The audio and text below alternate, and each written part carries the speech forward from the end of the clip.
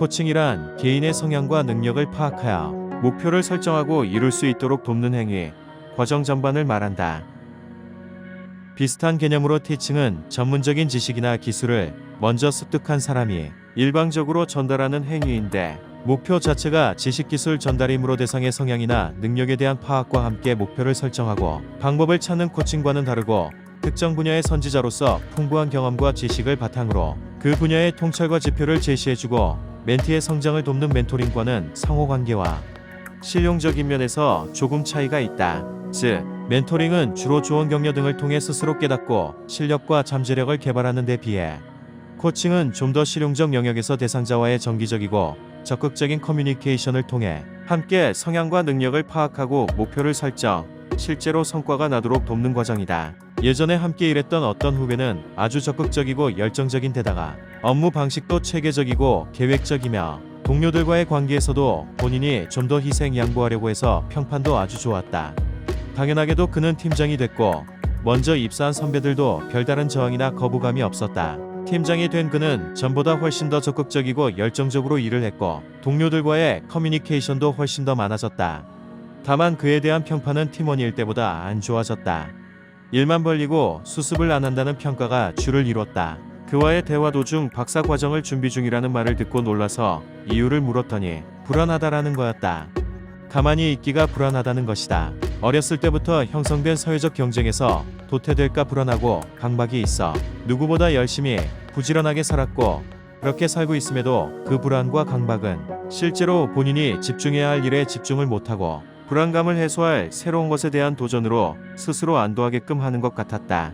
이런 경우엔 본인이 적극적이고 계획적이기 때문에 구체적인 목표에 대한 조언이 먼저 이루어지는 게 좋다.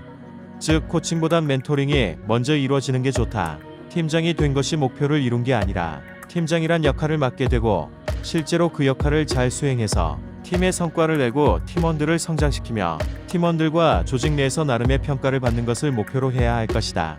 그리고 본인이 팀장이 된 후 그 전과 시각과 통찰이 얼마나 달라져 성장했는가를 목표로 세울 수 있도록 조언하고, 그 목표를 달성하면 조직 내 업계에서 위상이 달라지는지에 대한 경험을 얘기하면서 스스로 그 목표에 대한 동기부여가 이루어질 수 있도록 해야 한다.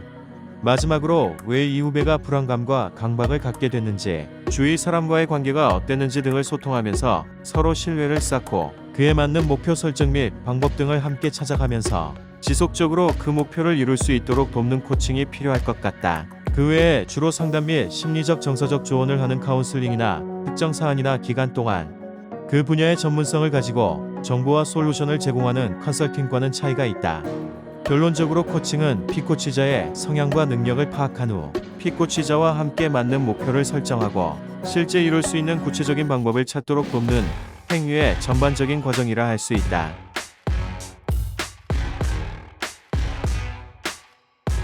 기존에도 60년대생들이 70년대생들을 볼 때, 70년대생들이 80년대생들을 볼 때 세대 차이를 느꼈으나 90년대생들이 노동시장에 뛰어들면서 확실히 다른 특징을 보이고 있고, 이에 단순히 세대의 차이를 넘어 새로운 인력 관리의 필요성을 인정하기 시작하는 듯하다. 가장 두드러지는 점은 개인주의와 양극화로 보이는데, 먼저 양극화는 기존 세대보다 직업의 서열화를 노골적으로 표현하고 우선순위를 두는 현상이다.